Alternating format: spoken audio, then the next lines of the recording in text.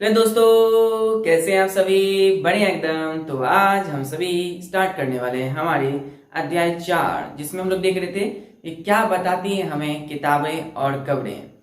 हम लोगों ने जाना था कहानी मैरी की, जिसने पुस्तकालय गया अपने शिक्षक के साथ, और वहां पर उन्होंने क्या देखी? वो देखी थी एक अलमीरा जिसमें कि कई धर्म ग्रंथों की किताब रखे हुए थे।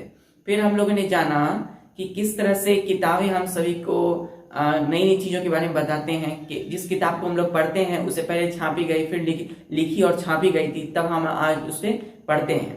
किताब जो है पहले किससे बनाई जाती थी? पांडुलिपियां कही जाती थी, यानी हाथों से बनाई गई किताब होती थी, यानी तार पत्रों, बुर्ज नामक पेड़ की छाल से बनाई जाती थी पहले किताबें, यानी हाथ से तैयार की जाती थी, इसलिए उसे पांडुलिपि कहा जाता था।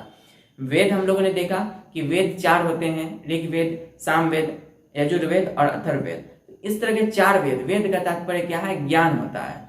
ऋग्वेद में हम लोग ने जाना था कि कई सारी प्रार्थनाएं होती है, जिसे हम लोग सूक्त कहते हैं, और सूक्त का अर्थ होता है कि अच्छी तरह से बोला गया। फिर हम लोगों ने देखा 3 देवता इसमें महत्वपूर्ण है: इंद्र, अग्नि और सोम। फिर क्या है? ऋग्वेद की कई सारी हम लोगों ने बातों, जानकारियों को जाना था। आज हम लोग देखने वाले हैं कि आखिर इतिहासकार ऋग्वेद का अध्ययन कैसे करते हैं।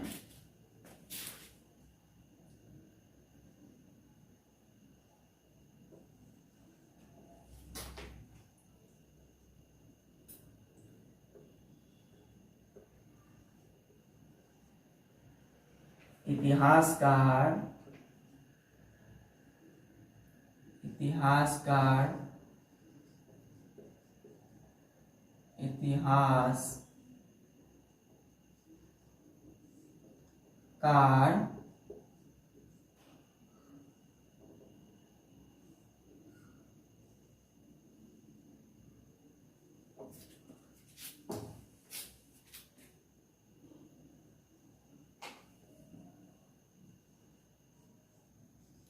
इतिहासकार ऋग्वेद का सबसे पुराना वेद है ऋग्वेद, जिसकी रचना तकरीबन 3500 साल पहले। तो ऋग्वेद का अध्ययन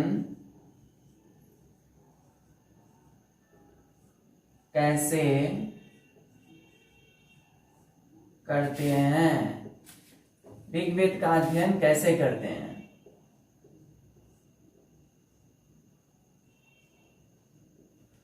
तो इतिहासकार पहले कहते किसे हैं? यानी कि ये इतिहासकार पुरातत्वविदों की तरह अतीत, यानी पहले की जितनी भी सारी जानकारियां हैं उनको इकट्ठा करते हैं।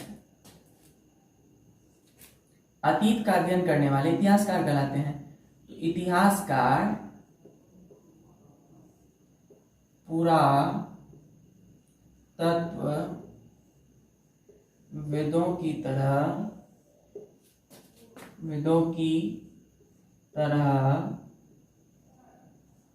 अतीत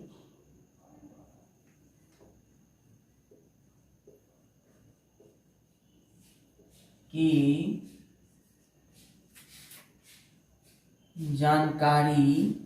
जानकारियों को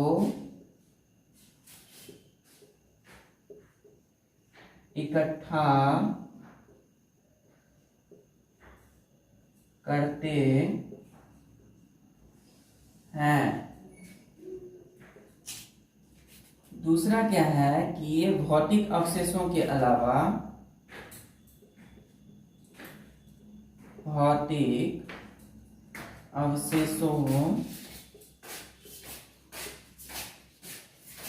अवशेषों के अलावा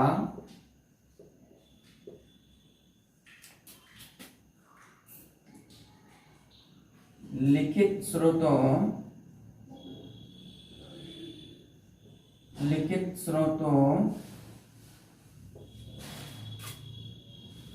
का भी उपयोग करते हैं। आखिर ये इतिहासकार जो हैं, इतिहासकार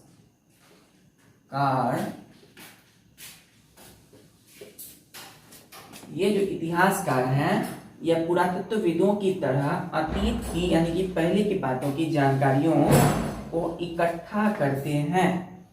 ये भौतिक अवशेष अर्थात कि जो भी वस्तुएं होती है पहले, जैसे बर्तन, औजार, गहने, ये सारी भौतिक वस्तुएं, इन अवशेषों के अलावा भी ये लिखित दस्तावेज होते हैं, उनका भी उपयोग चीजों को विश्लेषण करने के लिए, चीजों का विश्लेषण या उसे पहचानने के लिए इतिहासकार उपयोग करते थे। अब हम लोग जानते हैं कि आखिर ऋग्वेद जो है उसमें 1000 प्रार्थनाएं हुआ करती थी, जिसे हम लोग सूक्त कहते हैं। ऋग्वेद में सूक्त वार्तालाप के रूप में भी उपलब्ध है, जैसे कि विश्वामित्र जैसे ऋषि और देवी के रूप में पूजित 2 नदियां, जिसे हम ब्यास और सतलुज कहते हैं, उनके बीच संवाद एक सूक्त का ही अंश है। तो हम लोगों ने कल जाना था कि विश्वामित्र और जो 2 नदियां हैं उनके बीच में क्या बातें हुई थी। चलिए हम लोग जानते हैं।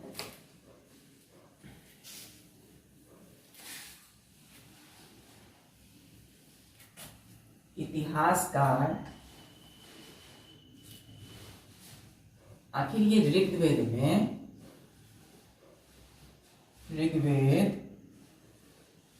में सूक्त,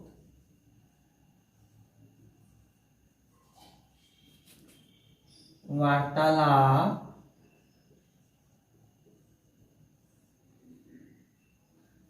के रूप में भी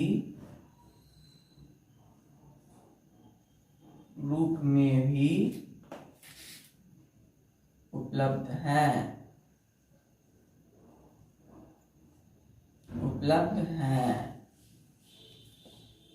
जैसे विश्वामित्र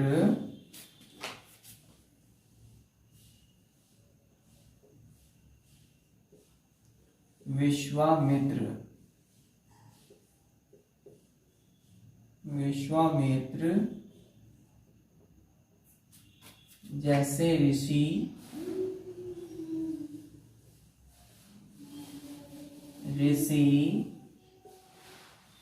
और देवी के रूप में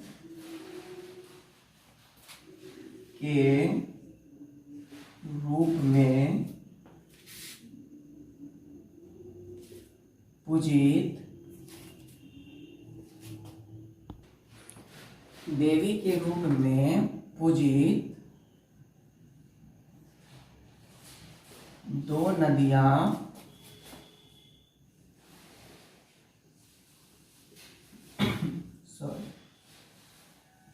ब्यास व सतलुज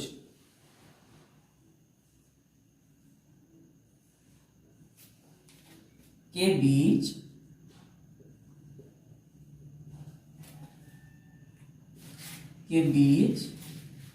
संवाद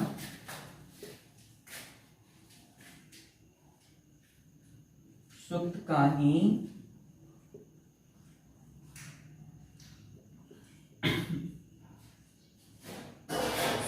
ही एक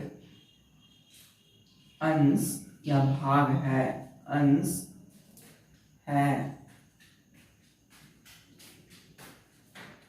तो विश्वामित्र जैसे ऋषि और देवी के रूप में पूजित 2 नदियां ब्यास और सतलुज के बीच जो संवाद है वो सूक्त का ही अंश है।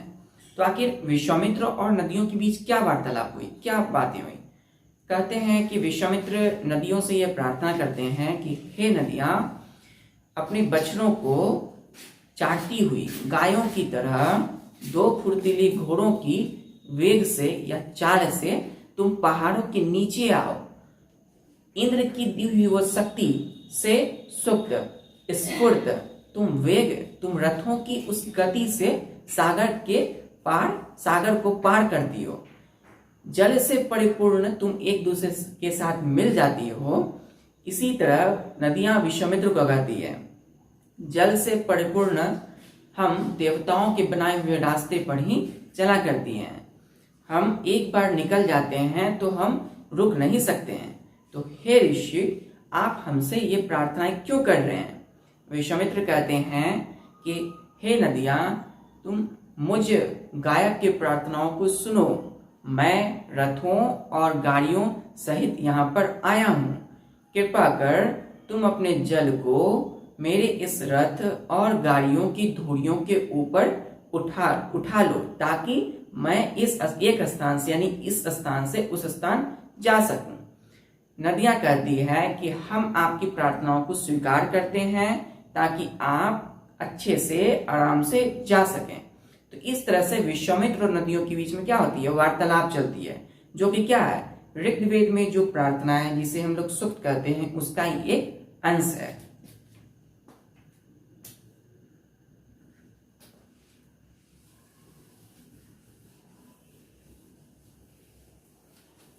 तो आखिर यहाँ पर जो विश्वामित्र और नदियों के बीच में जो भी वार्तालाप संवाद हुई उसका क्या सार है, तो इतिहासकार बताते हैं, इतिहासकार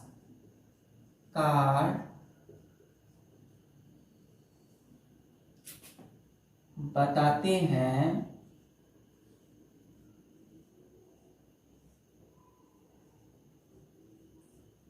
कि जहां ये वार्तालाप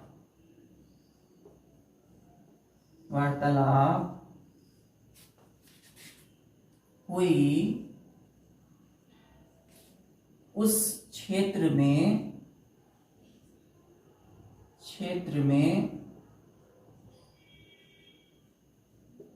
नदियां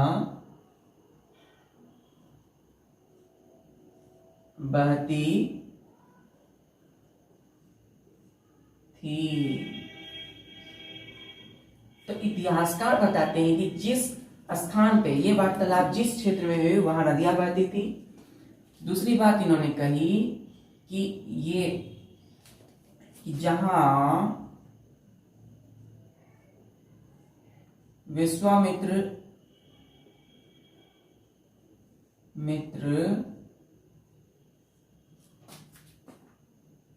जिस समाज में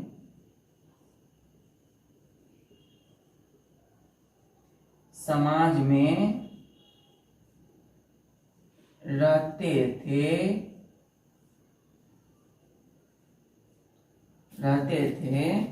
वहां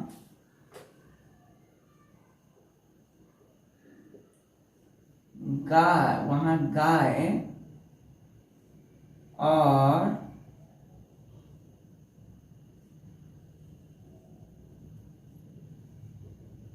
घोड़ों को अधिक महत्व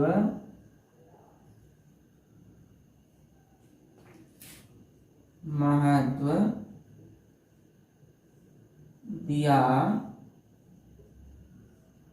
जाता था।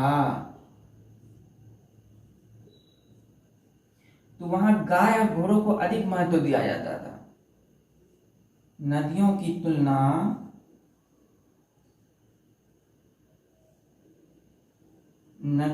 तुलना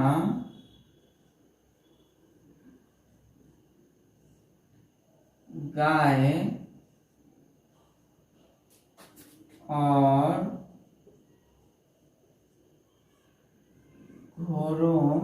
गायों और घोड़ों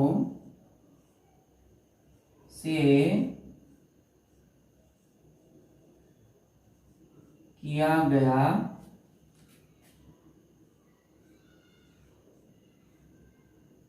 है। तो इस सारांश में क्या है, इतिहासकार बताते हैं कि जहां भी ये वार्तालाप संवाद विश्वामित्र और उन नदियों के बीच हुई उस क्षेत्र में नदियां बहती होगी, और जहां विश्वामित्र जिस समाज में रहते थे वहां पर गाय और घोड़ों को अधिक महत्व दिया जाता था। नदियों की तुलना गायों और घोड़ों से किया गया है इस संवाद में।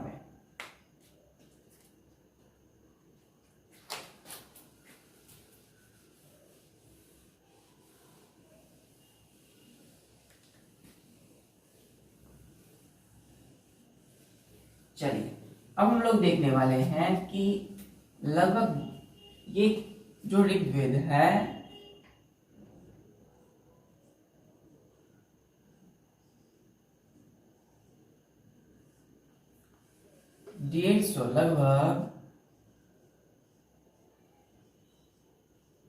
लगभग 150 साल पहले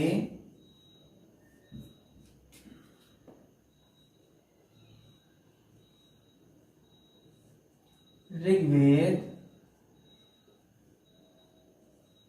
150 साल पहले ऋग्वेद का सबसे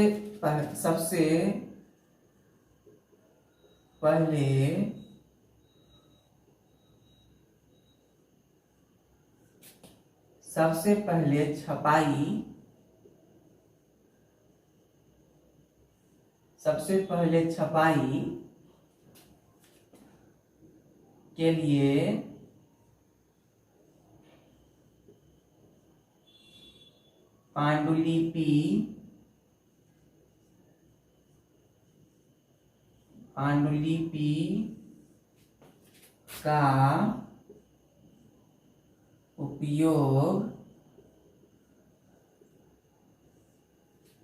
पांडुलिपि का उपयोग करते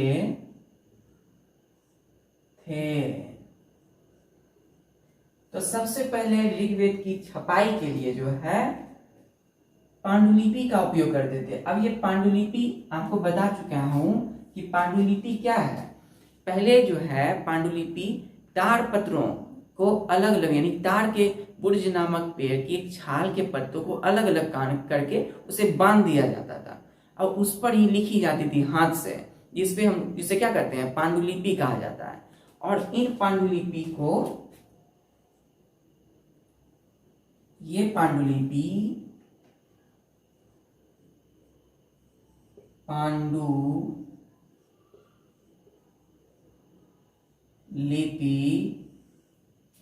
पुणे और महाराष्ट्र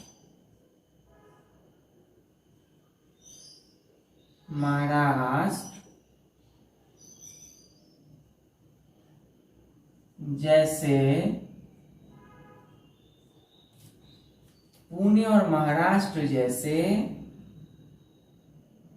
पुस्तकालय में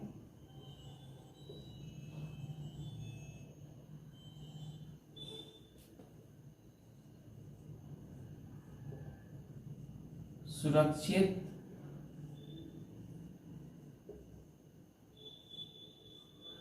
ये पांडुलिपि पुणे और महाराष्ट्र जैसे पुस्तकालय में सुरक्षित हैं।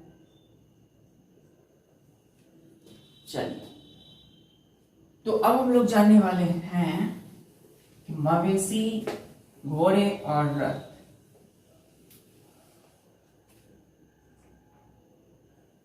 मवेशी,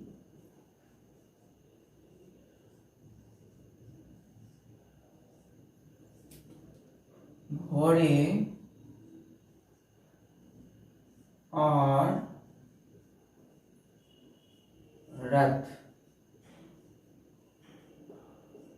देखिए ऋग्वेद में कई प्रार्थनाएं थी जिसके द्वारा लोग जो है मवेशी, बच्चे, खास करके पहले के जमाने में पुत्र की प्राप्ति के लिए और घोड़ों की प्राप्ति के लिए जो है लोग ऋग्वेद में प्रार्थनाएं करते थे।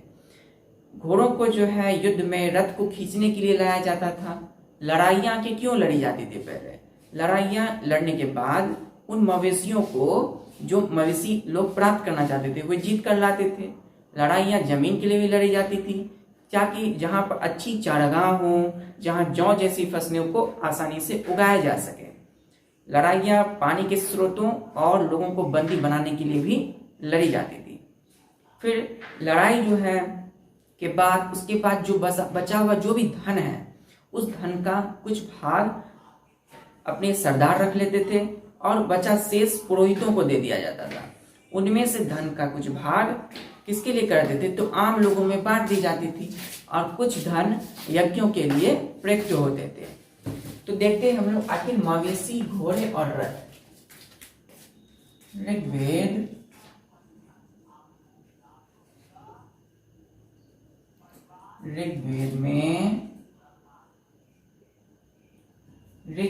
में मवेशी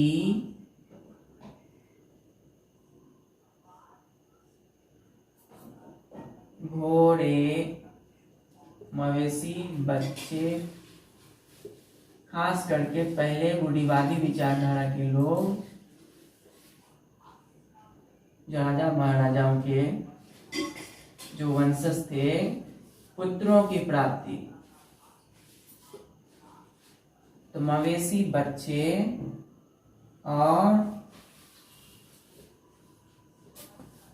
घोड़ों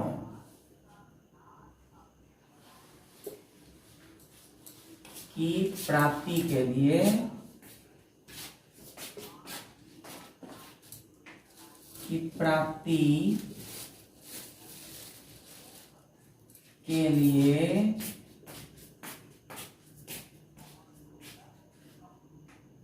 लोग प्रार्थनाएं करते थे।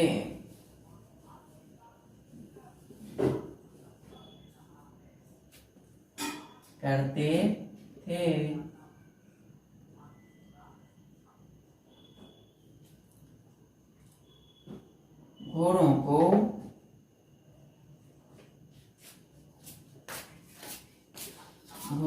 को लड़ाइयों में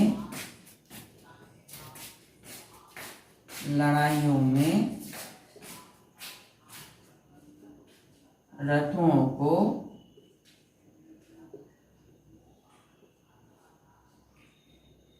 खींचने के लिए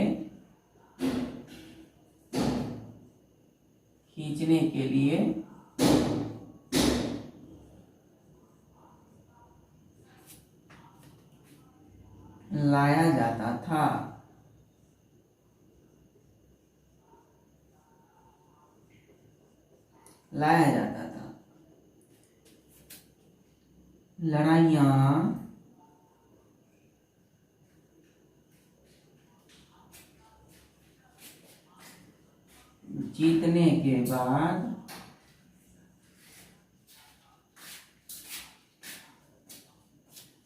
लड़ाइयाँ जीतने के बाद मवेशी को लाया जाता था।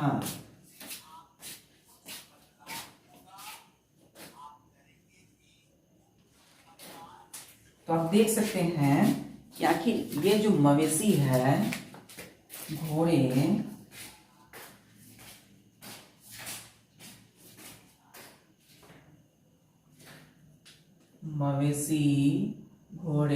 और रथ, तो मवेशी जो गाय, भेड़, बकरी, हिरन, चिड़िया, मछलियां, ये सारे जो है मवेशी मतलब क्या, जो चारागाह चलते हैं, जैसे गाय, भेड़, बकरी, उसमें मछलियां नहीं आएगी, उसमें गाय, भेड़, बकरी, बैल, हिरन जैसे पशु, तो ऐसे पशु जो कि चारागाह घास खाकर जिंदा रहते थे, तो उनको, जैसे घोड़े भी हो गए, तो रथ यानी युद्ध के लिए, तो युद्ध में उपयोग होने वाली जो भी आपके जानवर होते थे, मवेशी होते थे, और घोड़े, फिर रथ, कई हाथियां भी होती थी, हाथियों को भी लाया जाता था।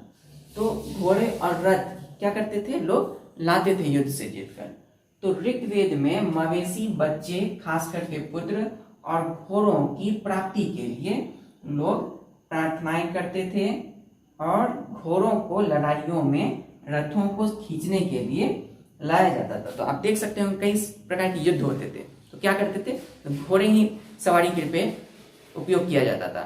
आप महाभारत देख सकते हैं, आप देख सकते हैं रामायण, इन समय क्या दिखाया गया, घोड़े दिखाया गया रथों पर। तो आप सभी प्रकार के युद्ध जो भी देखेंगे, आप इतिहास के आप पन्नों को उल्टेंगे, तो आप पाएंगे कि जितने भी युद्ध हुए हैं उन सब में पहले घोड़ों का इस्तेमाल होता था। आज जितनी भी गाड़ियों की स्पीड आप देखते हैं, उनके घोड़ों की तुलना कर सकते हैं आप। तो आप घोड़े का यूज करते थे पहले युद्ध में, जो है पहले किसका यूज होता था, घोड़ों का सवारी के लिए यूज होता था, ताकि जल्द से जल्द जो युद्ध एक गति से युद्ध हो सके। तो लड़ाइयाँ जीतने के बाद क्या होता था, तो युद्ध में जो भी मवेशी लोग होते थे, तो कोई राजा, सपोज एक राजा जो है, कल्पना करें कि एक राजा दूसरे राजा को जीत जाते थे, उनके जितने भी साम्राज्य होते थे, तो उन साम्राज्यों में जितनी भी मवेशियां होती थी उनको युद्ध जीतने के बाद क्या किया जाता था, लाया जाता था अपने साम्राज्य में। फिर हम देख सकते हैं कि इन सारी युद्ध लड़ाइयाँ पानी के स्रोतों, लोगों को बंदी बनाने के लिए लड़ी जाती थी और धन भी इकट्ठा किया जाता था। तो इस तरह से हम लोग देख सकते हैं आज हम लोगों ने मवेशी, घोड़े और रथ का अध्ययन किया। चलिए मिलते हैं, इसी तरह पढ़ाई करते रहिए और मिलते हैं नेक्स्ट वीडियोस में। तब तक के लिए ऑल द वेरी बेस्ट और be bold and stay focused.